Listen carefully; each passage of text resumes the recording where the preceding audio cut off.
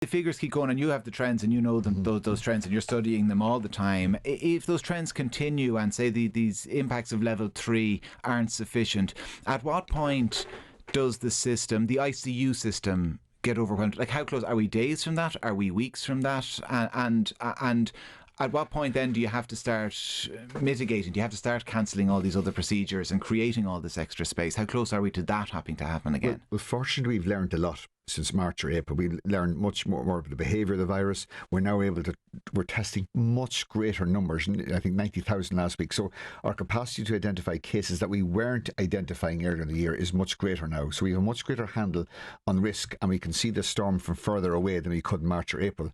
So undoubtedly, we're able to see danger not just at an imminent level, but at a level a few weeks away. So certainly, I can describe to you, and I will describe to you directly and bluntly, what efforts we take once we face a surge situation.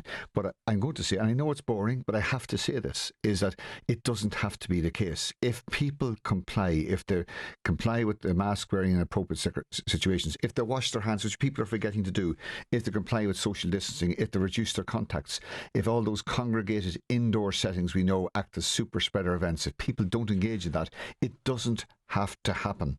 We do not have to overrun our hospitals over pressure and intensive care units.